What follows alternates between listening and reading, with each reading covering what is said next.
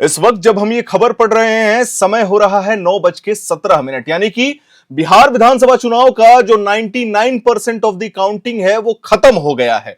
क्या है ताजा अपडेट्स, क्या रही है स्ट्राइक रेट एनडीए की और महागठबंधन से कहां चूक हो गई, आज हम इस विषय पर आपसे विस्तार से चर्चा करने आए हैं।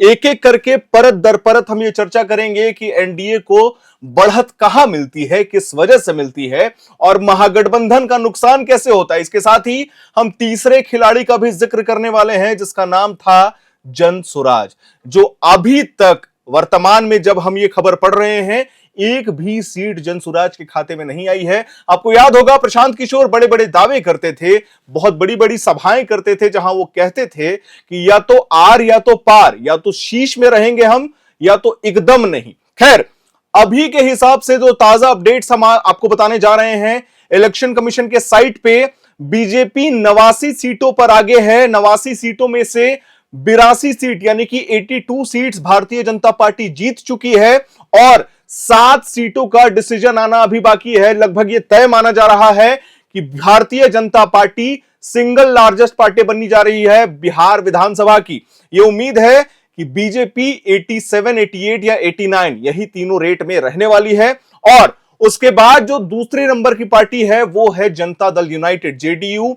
इस वक्त 75 सीट जीत चुकी है, पुष्टि हो चुकी है और 10 सीटों पर लीड लिया हुआ है जेडीयू ने लगातार।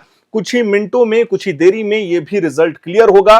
लेकिन आप ये सोच रहे होंगे कि हम ये न्यूज पहले क्यों पढ़ रहे हैं। इसीलिए पढ़ रहे हैं क्योंकि जनता को नतीजा पता चल गया है। पूरी जनता, पूरी देश, पूरी दुनिया ये बात मान गई है, जान गई है कि बिहार विधानसभा की सियासत की गद्दी पर एनडीए विराजमान करने वाली है और इतनी प्रचंड जीत के साथ ये किसी ने भी अनुमान नहीं लगाया था। क्या है असली वजह एनडीए का जीत का, इस पे हम चर्चा करते हैं। सबसे पहला जीत, समझिएगा इस चीज को, सबसे पहला फैक्टर जो एनडीए के लिए सामने आया था वो ये था कि एनडीए हमेशा से महिला सशक्तिकरण को लेकर काम करना चाहती थी। 10-10 हजार रुपए जो खाते में गए वो एक बहुत बड़ा फैक्टर था एनडीए की जीत का। लोग ये भी कयास लगा रहे थे कि जिस हिसाब से 2 चरणों में मतदान होता है बिहार में, वोटिंग परसेंटेज हाई होता है, तो क्या ये एंटी इनकम्बेंसी की बात तो नहीं थी। लेकिन इसका जस्ट विपरीत मामला सामने आया। महिला वोटर्स बढ़ते हैं और महिलाओं ने बढ़ चढ़ के एनडीए को समर्थन दिया है पूर्ण बहुमत के साथ। हम आपको बता दें, बीजेपी सिंगल लार्जेस्ट पार्टी यानी कि 89, जनता दल यूनाइटेड दूसरे नंबर की पार्टी 85 और सबसे खास बात रही है एनडीए की कि कोई भी जो समर्थन था एनडीए के द्वारा किसी भी पार्टी ने निराश नहीं किया। हम आपको बता दें, लोक जनशक्ति पार्टी रामविलास एलजेपीआरवी 28 सीटों पर चुनाव लड़ रही थी, जिसमें से अभी जो ताजा अपडेट्स हमारा यहां इलेक्शन कमीशन के साइट पे हम देख सकते हैं, एलजेपीआरवी 17 सीट जीत चुकी है, 2 सीटों पर लीड बरकरार है, यानी कि यह उम्मीद लगाई जा रही है कि 19 सीट जीत जाएगी। अब आते हैं महागठबंधन पे। महागठबंधन से चूक कहां हो जाती है, गलती कहां होती है और क्या क्या मामला है जिसके चलते आज महागठबंधन ऐसा रिजल्ट देख रहा है। सबसे पहले हम बात करेंगे राजद की, आरजेडी की। आरजेडी से सबसे बड़ी चूक जो होती है वो ये होती है कि जिन स्थानीय मुद्दों पर उनको चुनाव लड़ना चाहिए था उन मुद्दों को छोड़ करके वोट चोरी का रट लगातार तेजस्वी यादव, राहुल गांधी या फिर आप वीआईपी प्रमुख ले लीजिए मुकेश सहनी, लगातार यही खेल खेल रहे थे। ये वही बात हो गई कि हमें चावल की जरूरत है, हमें राशन की जरूरत है, लेकिन आप हमें ट्रिप करवा रहे हैं, आप हमें घुमा रहे हैं। मुद्दा बिहार का कुछ और था। बिहार का मुद्दा था कि किस तरीके से महिलाओं को सशक्त करना है, किस तरीके से जितने भी गरीब हैं उनको ऊपर अपलिफ्ट करना है, किस तरीके से बिहार में इंफ्रास्ट्रक्चर डेवलपमेंट होना चाहिए, किस तरीके से बिहार में हाईवेज बिल्डअप होना चाहिए, किस तरीके से बिहार में बिजली की सुविधा और उचित होनी चाहिए। लेकिन इन मुद्दों पर बात ना करते हुए महागठबंधन से सबसे बड़ी गलती यही होती है कि महागठबंधन लगातार वोट चोरी का आरोप प्रत्यारोप का खेल खेलने में बिखर गया। वहीं दूसरी तरफ सबसे बड़ी निराशा जो आई है महागठबंधन के खेमे से वो कांग्रेस की ओर से आई है। आपको याद होगा कांग्रेस ये बात लगातार कह रही थी कि कांग्रेस महागठबंधन की रीढ़ की हड्डी है। भले ही स्टीयरिंग व्हील हमारे पास ना हो, भले ही कांग्रेस से कोई भी मुख्यमंत्री का जो उम्मीदवार है या फिर चेहरा कह लीजिए वो ना हो, लेकिन कांग्रेस हमेशा से रीढ़ की हड्डी बनी है या फिर हो सकती है महागठबंधन की, लेकिन कांग्रेस ने निराश किया है। हम आपको बता दें, इंडियन नेशनल कांग्रेस का जो मामला है वो बिल्कुल ही खराब है। क्या है इंडियन नेशनल कांग्रेस का मामला? इंडियन नेशनल कांग्रेस कुल अभी 6 सीटों पर आगे चल रही है और इन 6 सीटों में से 6 की 6 जो है वो कांग्रेस जीत गई है। अब एक भी सीट लीड नहीं है, यानी कि जितना लड़े थे उसका 1% हिस्सा कांग्रेस अपने खेमे में खींच पाई है। ये बहुत बड़ा डैमेज है। आपको याद होगा महागठबंधन में जब सीट शेयरिंग की बात चल रही थी तो यहां पे यह भी विवाद था कि किसको संतुष्ट किया जाए और किसको संतुष्ट नहीं किया जाए। कांग्रेस ने अच्छी सीट से चुनाव लड़ा, 60 से ऊपर सीटों पर कांग्रेस चुनाव लड़ती है बिहार में, लेकिन 6 सीटों पर चुनाव लड़ती है, यानी कि सिर्फ 1% उसका मान के चलिए। वही दूसरी ओर अब हम बात करेंगे जनसुराज पार्टी के बारे में। जनसुराज एक ऐसा आंधी, एक ऐसी लहर जो पिछले 3 सालों में लगातार बिहार के धरातल पर काम कर रही थी। वो बिहार के युवाओं को प्रेरित कर रही थी कि हम पलायन रोकेंगे।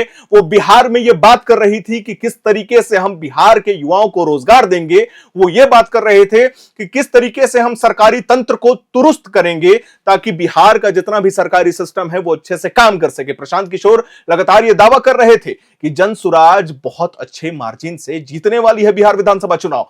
जनसुराज ने बहुत अच्छे कैंडिडेट्स उतारे, इसमें कोई दो मत नहीं है, दो राय नहीं है। चाहे वो केसी सिन्हा हो, चाहे वो अभय कांत झा हो, चाहे वो प्रीति किन्नर भोरे विधानसभा से हो, बहुत अच्छे कैंडिडेट्स थे। ये लोग पढ़े लिखे थे, ये लोग समाज के लिए कुछ कर रहे थे, समाज के लिए उन्होंने काम किया है, लेकिन नतीजा वही हुआ जिसकी उम्मीद एग्जिट पोल्स में लगाई जा रही थी और जिसकी चर्चा हम और आप लगातार कर रहे थे। खैर, हमने तो यह तक कह दिया था कि जनसुराज शायद 1 या 2 सीट निकाल ले, लेकिन विपरीत होता है। केसी सिन्हा 50 से 60 हजार वोट से हार जाते हैं। ये बहुत बड़ा मार्जिन है, बहुत बड़ा अंतराल है। प्रशांत किशोर ने यह भी कहा था, उनका एक बयान है, मैं आपको बताना चाहूंगा कि जेडीयू 25 सीटों से ज्यादा नहीं जीत पाएगी, लेकिन उसी तरफ आप देख लीजिए जेडीयू अभी 85 सीटों पर आगे चल रही है। तरह तरह के आरोप प्रत्यारोप के खेल भी चल रहे थे। आपको याद होगा जनसुराज सभाएं करता था, सम्राट चौधरी के बारे में कहते थे और बहुत सारी डिटेल्स प्रशांत किशोर जो है वो मीडिया के सामने आकर के रखते थे।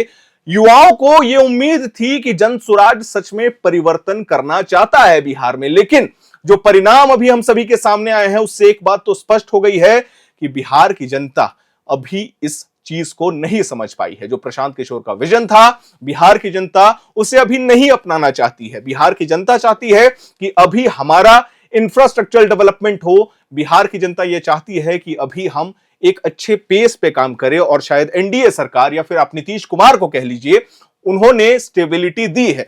कुल मिला के ये पूरा मामला था। एमआईएम असदुद्दीन ओवैसी खुश थे, प्रेस कॉन्फ्रेंस किया है उन्होंने 2 घंटे पहले। उनका कहना है कि जिस तरीके से पिछली बार यानी कि 2020 के विधानसभा चुनाव में आरजेडी खेमे ने एमआईएम के कुछ विधायकों को खींचा था, तो इस बार उन्होंने कहा था कहीं ना कहीं मैं सीमांचल में मैं महागठबंधन को डैमेज करूंगा, जो कि असदुद्दीन ओवैसी ने बखूबी किया है।